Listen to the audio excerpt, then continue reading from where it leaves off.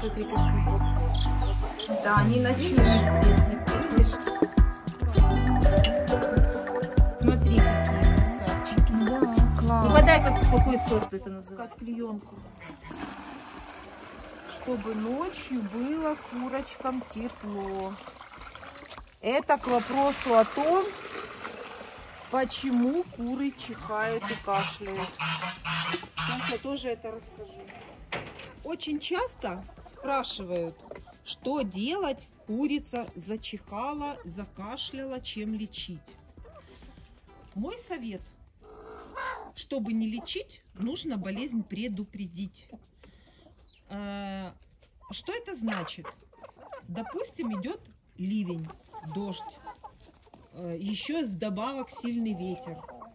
Ваша курица промокла до нитки за весь день, и ей нужно зайти на ночлег, спать в курятник. И вот она вся мокрая, промокшая, заходит в курятник, а там щели на 2 пальца, соответственно, сквозняк, соответственно, там холодно, дует ветер. И как вы думаете, на утро ваша курица будет 100% и чихать, и кашлять, и будет с соплями. Ничего удивительного нет. А если вы создадите курице такие условия, что она, какая бы она ни была мокрая за день, вы ее не закроете, в курятнике она сидеть точно не будет в ливень. Она будет ходить, она будет везде ходить. Пока светло, светлый день, курица будет находиться на улице, как бы вы ни хотели. Поэтому она будет мокрая. И вот если она вот такая мокрая, промокшая, зайдет в курятник, в котором нету сквозняка, в котором тепло, естественно, она сядет на насест, и естественным образом она высохнет.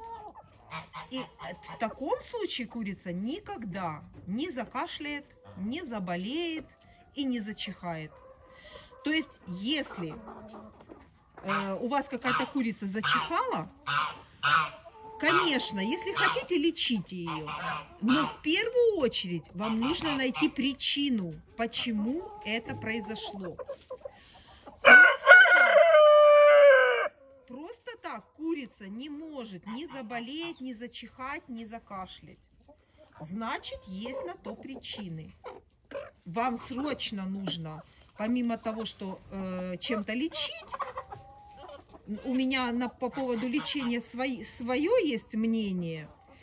Да, но первым делом вам нужно бежать в курятник и искать причину, почему это произошло. И устранять ее чем побыстрее, потому что может зачихать и закашлять следующая курица. И так со временем все могут заболеть. Поэтому первым делом, как только начинает холодать, я закрываю свою дверь.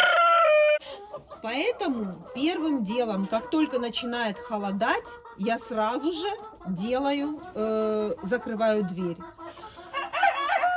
Конечно, люди, которые живут рядом с курочками, они могут прийти каждый день вечером, закрыть вот основную дверь, чтобы им вообще там не дуло, ничего не сквозило. Но так как у меня куры живут на даче сами, это нужно было, конечно, сказать в самом начале, чтобы люди понимали, те, кто только пришел ко мне на канал, они не знают, что у меня куры живут на даче сами. Поэтому я создаю им оптимальные условия, чтобы они не болели, не чихали и всегда были накормлены. Поэтому у меня вот такая вот дверь, чтобы они могли и в мороз, и в холод выходить, заходить, но тепло должно сохраняться. И в помещении тоже должно быть очень тепло. И вот когда придут морозы, вот эту шторку тоже нужно сейчас опустить. Минимально, чтобы попадал холодный воздух в курятник. Поэтому, если у вас деревянный курятник, не страшно, но сделайте так, чтобы там не было дырок на 2 пальца. Я говорю это не потому, что ну, я так фантазирую, а потому что я это видела. Есть такие курятники.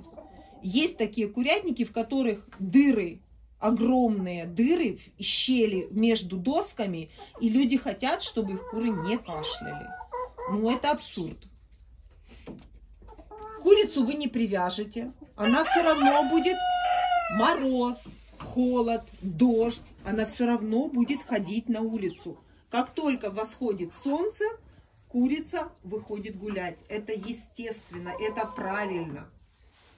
Поэтому вам нужно подстроить так, чтобы у нее были для ночлега созданы самые лучшие условия. У нее должно быть тепло. И не без сквозняка. Главное, без сквозняка. То, что она будет мокрая, она высохнет, но ей не должно дуть. И ваша курица болеть не будет. Потом еще одна причина, одна из причин, почему чихают куры, потому что хозяева начинают перелюбливать своих кур. Они начинают им горячую водичку приносить, тепленькую. Пусть курочка тепленькую водичку попьет. А потом начинаются холода и морозы. И почему-то удивляются, чего-то начали чихать куры. Но вы же сами своими руками их испортили. Не надо давать горячую, теплую воду пить курям. Они созданы и приспособлены пить холодную воду. Они, куры, даже когда нет воды, они должны пить снег. О какой теплой воде может идти речь? Я никого не заставляю делать именно так, как я говорю. Я просто рассказываю так, как делаю я. Вот так вот я делаю. А вы уже хотите, прислушивайтесь, хотите, не прислушивайтесь. Я просто рассказываю, показываю вам все, что делаю я. У меня канал не по сценарию. Я никаких сценариев не пишу. Я захожу в курятник и снимаю. Да, вот увидите вы, и курица, как ни странно, ходит в туалет. Она, как ни странно, не цветами какает. Да, там бывает и грязно. Это для тех, кто хочет яичко и не знает, а потом возьмут курочек, подержат их месяц, и, о боже, а оказывается, куры еще и какают, еще за ними убирать надо. Поэтому я показываю так, как есть. Я включаю камеру и захожу в курятник. Вот все, что видите, это все не напомажено и ничего не подготовлено к съемкам. Все как есть. Хотела сказать вам про потолок. Может быть, кто-то в моем видео увидит, что вот здесь вот щели. И мне тоже скажут, вот у вас щели тоже на 2 пальца. И я хотела, потому что я сама увидела на видео это, и у меня сразу возник вопрос, я предвижу чей-то вопрос. И я хочу ответить, это не щель. Не на улицу. Это не на улицу, это перестенок между отсеками. Там нету в крышу дырки. Это идет сплошное, ОСБ, вернее, вот это. Оно идет сплошными листами. То есть там стык в стык, лист в лист. Может показаться, что это типа как щель, как бы там сквозняк. Нет, там сквозняка нет. Это просто так подшит потолок, заведен туда лист, и там следующий лист присоединен. Поэтому сквозняков здесь как раз нет. С 2 сторон это помещение. Да, это все одно помещение, просто это между перестенками вот такие вот зазоры. Смотри, голошейка, по-моему, только что ударила тут, гукнуло яйцо, я услышала. А ну-ка. Нету. Так красивая такая. А ну, подожди. Тоже поворотом. Ага, вот, смотри, какое классное. Вот меня спрашивали еще по поводу кур. Смотрите, вот голошейка. Обалденная несушка. Смотрите, какое крупное яйцо. И очень хорошая несушка. Но хочу вас предупредить. Хорошую голошейку купить сейчас очень сложно. Очень много продают переведенных голошеек. Что значит переведенная? Это мешанная, перемешанная с другими породами. Вот как у меня. Она мешанная, у меня уже не чисто породная. Но вот когда-то мне получилось, удалось взять цыплят голошеек настоящих. Вы не представляете, какие-то огромные классные куры. вот если повезет взять настоящую голошейку, у нас еще ее называют испанка, второе название. Это крупное яйцо, тушка, я вам передать не могу, как бройлер. Я еще слышала где-то или читала, что к голошейке подмешан индюк. Поэтому вот она немножко так похожа на эту птицу.